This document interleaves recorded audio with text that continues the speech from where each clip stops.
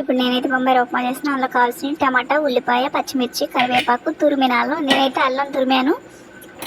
మీరు మామూలుగా సన్న ముక్కలైనా కట్ చేసుకొని వేసుకోవచ్చు. తురిమినాలు అయితే చాలా బాగుంటుంది ఫ్రెండ్స్, ముక్కలు ముక్కలుగా తగలకుండా. ఆయిల్ పోసేసి ఆయిల్ హీట్ అయ్యాక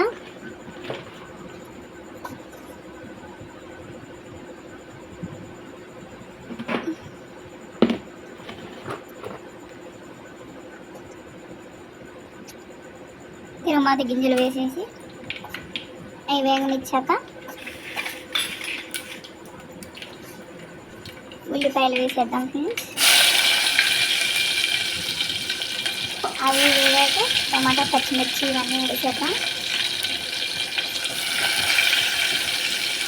ఇవన్నీ వేసేసి వాటిని వేసుకోవాలి ఫ్రెండ్స్.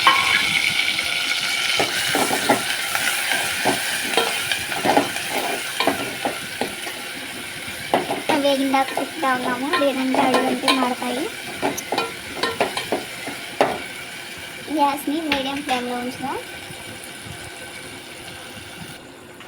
అందులో శనగిత్తనాలు,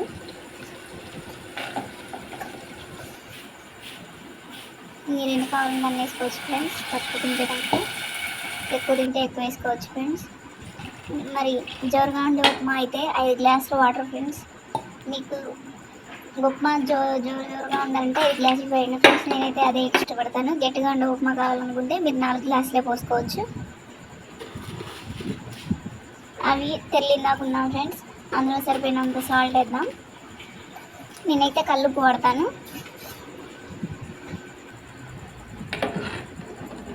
వాటర్ హీట్ అయ్యేదాకా ఉంచుదాం ఫ్రెండ్స్, తెల్లాలి.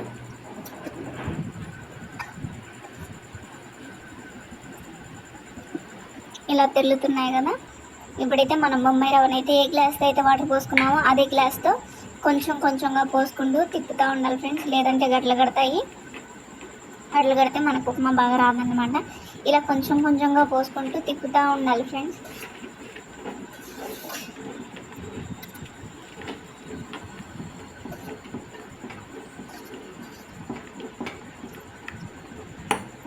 అలా మనం తిప్పుతూ ఉండే అది మళ్ళీ గట్టిపడేంత వరకు తిప్పుతూనే ఉండాలి.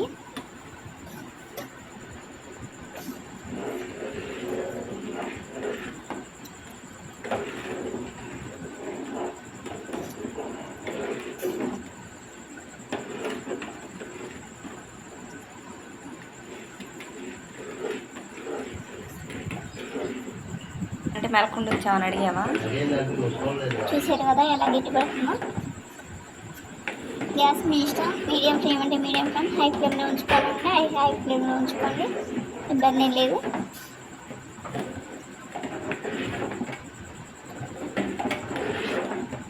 చూసారు కదా ఇలా తిప్పుతూ ఉంటే గట్టి పడుతూ ఉంటుంది త్వరగా.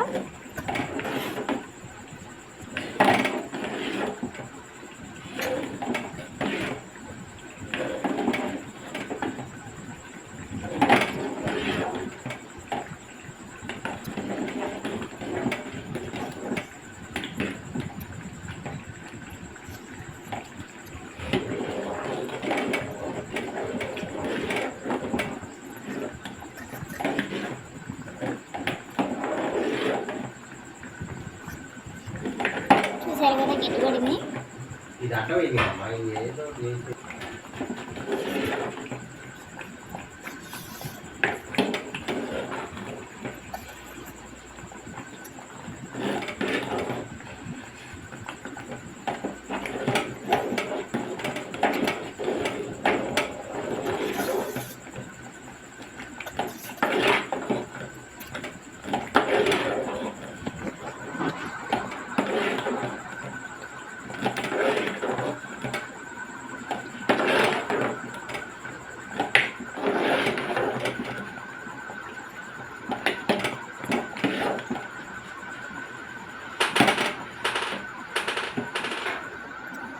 మా బాబు అయితే ఉప్మా తినడానికి రెడీగా ఉన్నాడు ఫ్రెండ్స్. మైసాకు